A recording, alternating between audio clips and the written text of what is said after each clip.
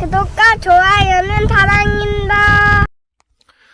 여러분 반갑습니다. 말씀 창고의 서현 목사입니다.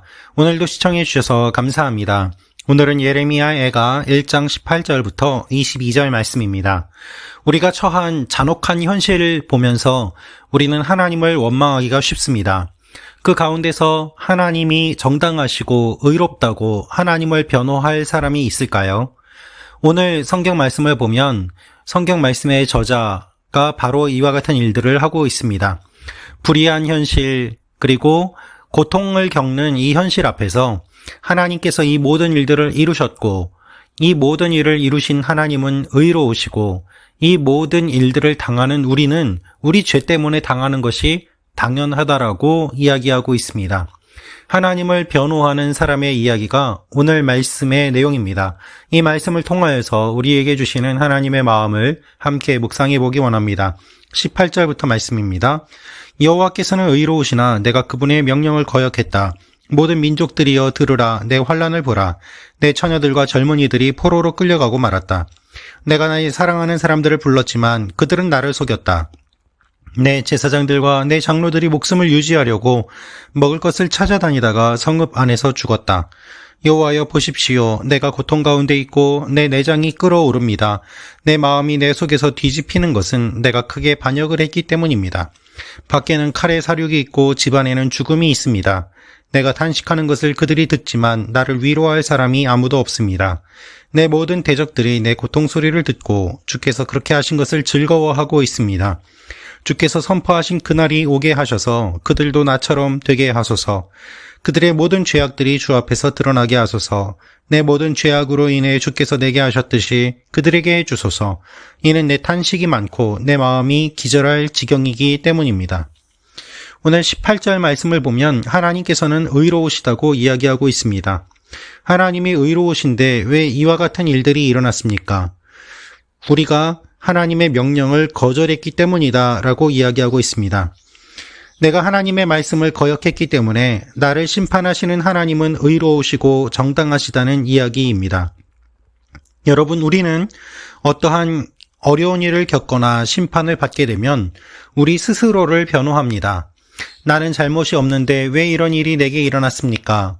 왜 나에게 이런 일이 일어나도록 하게 하십니까? 하나님은 나쁩니다. 하나님은 부당합니다. 라고 하나님을 원망할 때가 많이 있습니다. 그러나 오늘 말씀을 보면 하나님을 원망하는 것이 아니라 이와 같은 일이 일어나는 것은 당연하다고 말하고 있습니다.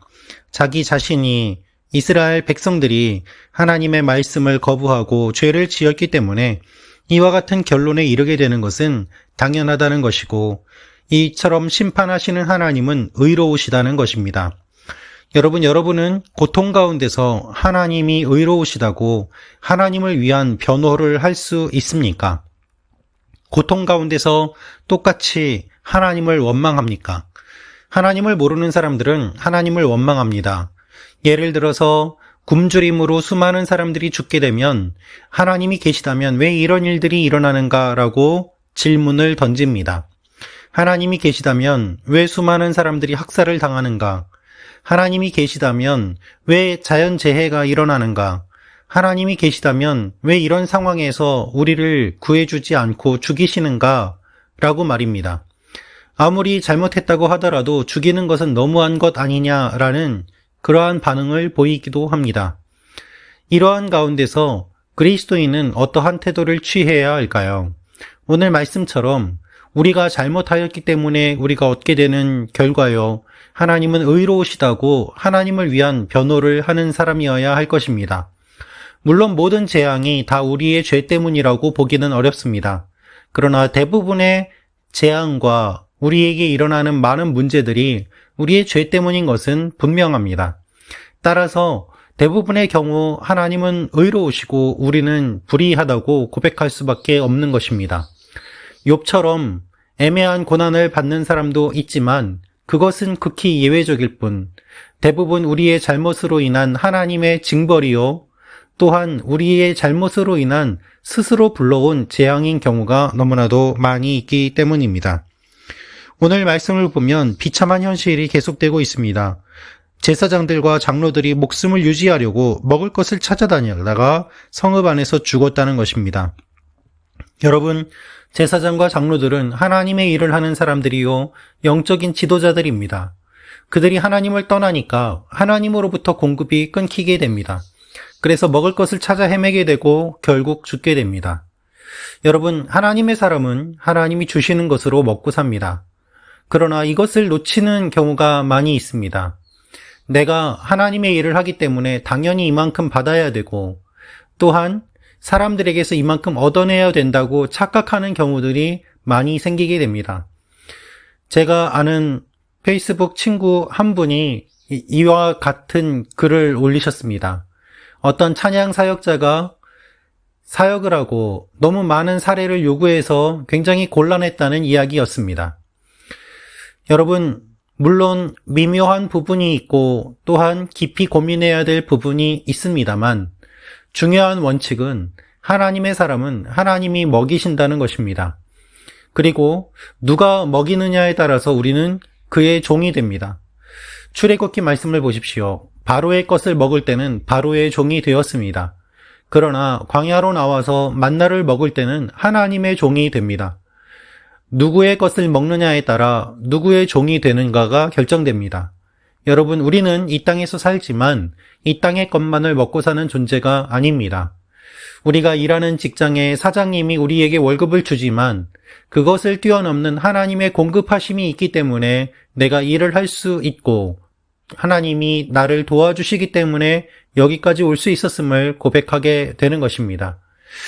오늘 말씀을 보면 결국 하나님에게서 멀어졌기 때문에 먹을 것이 끊어지고 비참하게 되는 모습, 그리고 그 상황 가운데서도 내장이 끓어오르는 것 같은 고통을 겪으면서 하나님의 대적들이 하나님의 백성들을 조롱하는 내용이 기록되어 있습니다.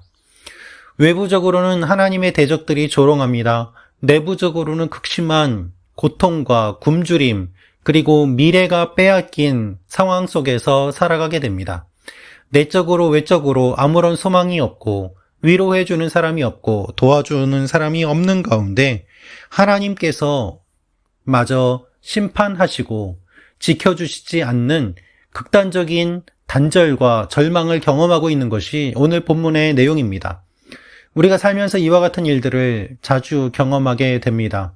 아무도 도와주는 사람이 없고 극단적으로 고립된 것 같은 그와 같은 상황 말입니다.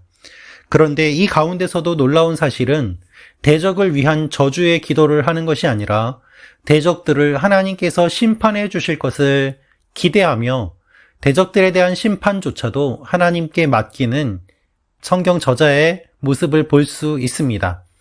여러분, 우리가 심판하는 것이 아니라 하나님께 심판을 맡기는 것이 필요합니다. 하나님이 정의로우신 분이기 때문에 하나님께 맡길 때 하나님이 알아서 정리해 주십니다. 이것이 영적인 원리입니다. 그래서 오늘 22절 말씀에 나와 있는 것처럼 모든 죄악들이 주 앞에서 드러나게 해달라고 이야기하고 있습니다. 하나님이 하나님의 백성의 죄를 드러내신 것처럼 하나님을 모르는 사람들의 죄도 다 드러내 주십시오라는 것이죠.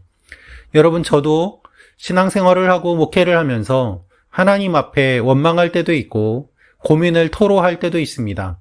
특별히 제가 경험하는 것 중에 하나는 하나님의 백성들은 이렇게 잔혹할 정도로 냉정하게 심판하시고 때리시고 그리고 징벌하시는 경우들이 있는데 왜 하나님을 모르는 사람들은 그대로 내버려 두시고 하나님을 모독하고 하나님의 영광을 가리는 사람들은 그대로 두십니까? 라는 원망입니다. 이러한 마음들이 많이 들 때가 있습니다. 그러나 하나님께서 하나님의 백성들의 죄를 드러내신 것처럼 하나님을 모르는 사람들의 죄는 더 드러내시기를 기도할 수밖에 없습니다. 그것이 우리가 할 수 있는 최선입니다. 여러분, 그렇습니다. 하나님이 공의로우시다면 하나님의 백성들의 죄를 드러내시는 것처럼 하나님을 모르는 사람들의 죄를 드러내십니다. 하나님 백성들의 죄도 드러내시는데 하물며 모르는 사람들의 죄는 얼마나 더 극심하게 드러내십니까? 그래서 최후의 심판이 우리에게 있음을 기억하며 믿음을 포기하지 않고 끝까지 나아가야 하는 것입니다. 하나님은 여러분을 사랑하십니다. 사랑하기 때문에 징벌하십니다. 그 징벌이 끝나면 주님의 위로가 임하게 될 것입니다. 오늘 눈물을 흘리지만 이 눈물을 닦아주시는 주님이 공의로우시고 공의로우신 주님이 우리의 모든 죄의 문제를 해결해 주시고 그 값을 치르게 하신 뒤에는 새로운 길로 인도해 주실 것입니다. 그래서 우리는 주님을 믿고 따를 수밖에 없는 것이죠. 오늘도 주님 앞에 나아가는 여러분과 제가 되기를 원합니다. 하나님을 변호하며 이 세상에서 하나님을 조롱하는 사람들 앞에서 하나님을 변호하며 하나님의 위대하심을 선포하며 나아가는 여러분과 제가 되기를 원합니다. 기도하겠습니다. 아버지 하나님, 우리가 고통과 눈물 가운데서도 무엇을 붙잡아야 될지 잊지 않게 하시고 하나님을 변호하며 나아가는 사람들이 되게 하여 주옵소서. 예수님의 이름으로 기도합니다. 아멘.